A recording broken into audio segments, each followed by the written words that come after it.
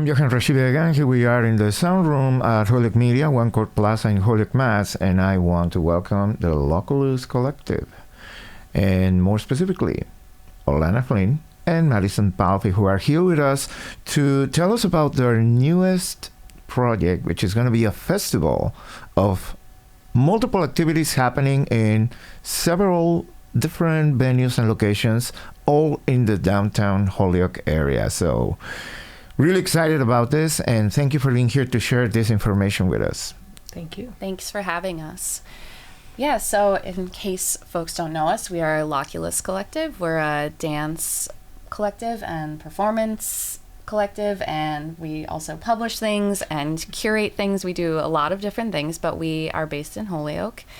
We have a studio over on Race Street, so you can almost see it from here. And this is our third annual-ish festival. We don't want to commit too strongly to an annual festival, but our third festival that we say celebrates performance, process, and practice. And specifically multi-disciplinary performance, process, and practice. So the origin story of the festival was that it was tied to our second online journal, and the name of that journal was it was called Sideways Door. I think it was a collection of ecstasies and escape routes, and that came out in spring of 2021. Yep. So we crafted this open call for work in the fall of 2020. We're collecting work, and as Madison just reminded me off camera, that was obviously the pandemic, also in the midst of the kind of height of Black Lives Matter movement, post George Floyd murder, etc. And so a big question we had with that open call was, what kind of art making can be a way out, a way out of a mess, a way of problem solving a mess, a way of figuring out and also and grappling allowing with some real shit. Allowing for also the fantastical, and that's where this idea of ecstasy or escape route, not just through hard work, but perhaps through pleasure or playfulness as well. So, and that's also sort of a long-standing Loculus tradition where we always had a big event tied to a journal release, which we've sort of moved away from that format. But anyway, that's the history of how this festival happened, and this is our third one. And since we've been based in Holyoke, we've really come to love Holyoke and make some ties with different places. So the festival starts off on Friday, September 20th. And that will be an event at Pulp Gallery in the evening. Doors at 7. Show at 7:30. And that's really exciting for us because Pulp is on the ground floor of our studio building. So it's a really exciting collaboration for us. Our studio is up on the third floor. People know we're there, but we fly under the radar sometimes. And so getting to do something on the ground floor storefront of our studio building is really exciting. That'll be a performance with 5 acts, including we'll perform something short. We have 2 different duos coming out from Boston, Greg Kelly and Una Kim. Greg Kelly is a renowned, very long career as an experimental avant-garde trumpet player. Really plays the trumpet in some of the craziest ways I've ever seen. And he's been collaborating with Una Kim, who is a traditional Korean musician. So they have this improvisational duo. And then the other duo coming from Boston is Jimena Bermejo and Jeff Huckleberry. They will be doing some live performance art that will be body-based, and I think will get a little messy. They're bringing a tarp. I don't know what they're going to be doing, but I think it'll be exciting. That's an exciting one for us because they are both members of Mobius, which is a very, it's been around since the 70s, I think, in Boston, and we're keeping this list of other groups that are in the same spirit as us, and Mobius is one of them. So it's really excited to get them out here. And then local acts are Ron Schneiderman, who will be playing an organ, a really old portable organ. Ron is awesome. He's coming down from Brattleboro. And then some other friends of ours, Julia Hanshoe and Anna Hendricks, who have a long-standing collaboration and are primarily dance and movement makers. And so all of that will be happening Friday night at Pulp. That's how we kick off the festival. And then Saturday, we are going to be having a class in our studio, which is on Race Street on the 3rd floor with Mara Polyak at our studio in the morning. And then Saturday... Just to say about that class, though, everybody is welcome. No dance experience necessary. It will be movement-based, but it is not an advanced dance class. Seriously, anyone who is interested in moving their body is welcome to come. And also Saturday, we come here to Holyoke Media, where we have 4 different acts that are performing. We have Nat Baldwin, who is an experimental musician. We're not entirely sure what he's going to do. We're hoping he's going to do this sound piece that he did at Wesleyan with basketballs. That is amazing, but he also might do something insane with the upright double bass, which will be equally as amazing. And then we have Arian Wilkerson coming from Philadelphia, who is collaborating with a sound artist, and their collective kind of company is called Glory Hole. And Arian is living in Philly, but is a Hartford native, so semi-local as well. And then we also have Bobby Labitch and Kieran Lawley, who are going under the moniker of American Ballet Theater, that are going to mess with us. Yeah. So it's going to be a really fun, experimental, wild show, and we'll also be premiering a new work, and that will all be happening here Saturday night. And then following that sort of official, unofficial festival event will be at Fame. The Check the Record monthly final dance party will be our kind of official festival party. Then last day of the festival, Sunday, we have another class in our studio with Tori Lawrence and Company.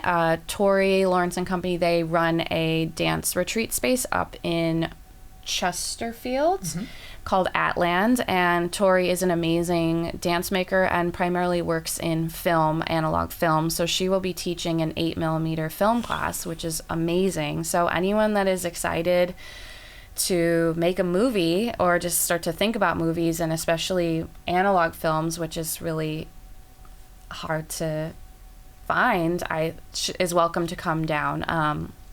So no dance experience required for that as well. Yeah. And then Sunday afternoon, so every festival we've done, the final day, we've tried to do a more community-based event rather than presentational performance. The first year we did this kind of art fair. The second year we made a flip book as a community event. And this year we're really excited about doing this artist roundtable at the Gilded Brick, beloved Holyoke space, sort of everyone's favorite public living room. And it is our friend Megan, who is an amazing cook and also dance maker, is going to be making a beautiful meal. And throughout that meal, there will be 4 presentations by pretty much all local artists. Yeah. And the artists are Deborah Goff / Skateboat Garden, who lived in Holyoke for a long time, is now based in Hartford, has a company, is a community organizer, is a real force. Olana works with Deb in a producing capacity. Kathy Couch, who is works at they're now the kind of co-steward of AP in Northampton, but worked at Amherst College for a long time, is a Bessie Award-winning lighting designer, but also has a visual art practice, brings people together around events and things like that. I'm talking about the other 2. Rick Myers, who is East Hampton based via Manchester, England, is a conceptual artist. Really, we've presented stuff of his at the studio before. He kind of, I don't really know how to describe him other than a really expansively thinking conceptual artist. And then Damani Gordon and Teresa Cooper Gordon of Holyoke legend and fame, Genuine Culture LLC, coming to talk about how they put on Black culture events in our city. Yeah, so we're really excited. All 4 of those presenting artist teams are going to be talking about what is the inspiration behind what drives them and their work. And so they'll be giving short little presentations over food and a meal, and that will then lead to a discussion and hopefully dialogue between artists and community members. We were really interested in people that were bringing people together in different kinds of ways, and the meal's going to be really great, and we're really excited. This is a new concept of ours, so and we've priced everything very affordably to be sliding scale. And just to say that there are free tickets for a reserved amount of free tickets for Holyoke members for all events. So if anyone feels interested in coming but feels like money is a barrier, to please get in touch and email us. Yeah, that's the whole weekend, and we're really excited. It is really gratifying to hear how you are looking to expand the work that you started during the pandemic, where being in isolation and we're required to somehow stay connected. Mm-hmm. And you figured out a way. Mm-hmm. Now that we are somehow out of that urgency, mm-hmm. where the pandemic was in its most critical point, and now we can gather, still with some caution though. Mm-hmm. You are making art accessible and not only static for people to be audience, but also to be part mm-hmm. of the creation, part of the experience, which is really important, especially when we see how many big events, thinking more of it as an industry and not as an art movement, mm-hmm. are just keeping a role of performers do the performing, and the audience, they just pay and stand, mm-hmm. maybe sit and take whatever comes. Yeah. So to see that you are involving people to participate, to get into the action, and at the same time, even for yourselves to be surprised with what is going to happen in some of these events, knowing that the quality is there because of the artists who are being invited to participate, but at the same time, waiting to see what is the energy that is going to unfold in that moment, I think is the promise of a really great experience. And as you mentioned, as a concept, sounds fantastic and so compelling, mm-hmm. especially bringing people to also talk about mm-hmm. what it is to create art, what it is to organize, to come up with ideas that make this a livable way for artists and creators, mm-hmm. but at the same time that contributes to the growth of a community in aspects of art as an experience and not necessarily as a product. Mm-hmm. Yeah, I think we've always been, all of our work, even when you just think of us as performers and take away the teaching and the curating and the presenting, I think when we did our art salon talk, Madison tagged that we've performed 20 times since in the past 2 years or something crazy like mm-hmm. that. And I think that for us also is this, what you're talking about, of surprise, of constantly being in process and finding multiple ways into that process. And so putting on these large scale festivals for us is deeply a part of our process, but we're also so interested in creating spaces that other people can find ways in to process their own hours. Yeah. I think what keeps me interested in, or why I've always been drawn to performance, is that aspect of anything can happen. You can be surprised, and you're also connecting with people in real time, which feels to me still so precious, to be in the same room with other people, to make connections, to have a conversation that then leads to a collaboration or a friendship. So that continues to just be a real driving force of why I want to keep making these spaces happen, to keep making events happen so that people have opportunities to do that, and also make events that don't feel so closed off, that don't feel so stale, in the sense that we as curators really allow for the artists to come and let us be surprised. We're not saying you have to show us exactly what's going to be shown beforehand. There's room for us to be surprised. There's room for the audience to be surprised. There's room for the audience to interact, to talk, to eat with artists. So it feels also less. There's room for the performers to be surprised in real time, to, show up and be influenced by the other people around them. Mm-hmm. All 20-something people that we asked to be a part of this, we didn't ask for specific pieces of work. We asked because of what we know their integrity is and what we know their work has been and can be and might be and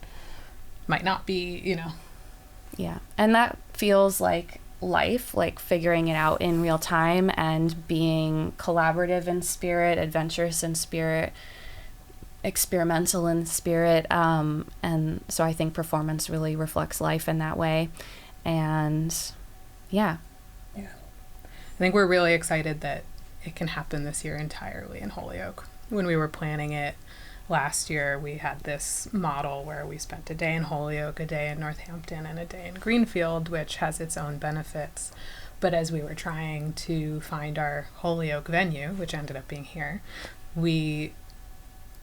there was enough spaces interested in the project that we were both like, oh, we could have done this entirely in Holyoke. Okay, next one, fully in Holyoke. And it feels really awesome to say we look out our studio window and we can basically see every place that this festival is going to be.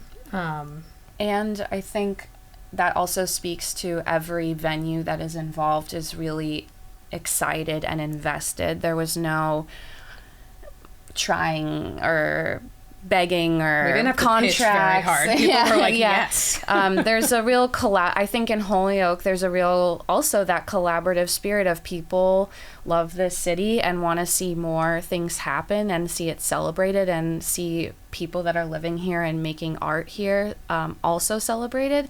So everyone that was here was super on board and really excited to make it happen in a way that feels really different from other places. Yeah. So September 20, 21st, and 22nd, Yep. Friday, Saturday, and Sunday, Sideway Doors 3. Mm-hmm. Yeah. Your festival. Really exciting to see this is happening and you are establishing now as a tradition, hopefully annually. But knowing that it is happening is important. Yeah. Mm-hmm. Even breaking that concept that it has to happen at a specific time is in itself a good way to say it doesn't have to be that way as long as it happens and as it continues growing and providing different ways to experience art the way you are doing it. So really grateful for that effort and for establishing that model that I hope it generates a ripple effect in the art scene locally in the Valley. So how can people get to know more about the lineup, times, addresses, and every detail about the whole festival? Yeah. So the easiest way to do that is just to go to our website, which is loculuscollective.com, and that will direct you. There'll be a pop-up window that says tickets, and you can click on that. It has full lineup. In terms of ticketing, everything is on a sliding scale. So the performances and classes are $15 to $30, and the dinner is just a little bit more because there's food. That's $25 to $50. We also have weekend passes available, so you can get a full weekend pass to every event for sliding scale, $80 to $100, or a class bundle or a weekend pass without the classes if you're like, I want to go to all the performances but I don't want to take any class. And all of that information is on the website. And if you are a Holyoke resident or somebody who just can't afford within that sliding scale, please email us. We do have within our budget a limited number of free tickets and discounted tickets to give away. What do you think it will be your expected outcome for people attending these events? What would you like for them to take away after attending, if not all of them, but some of the activities you're going to have for the festival?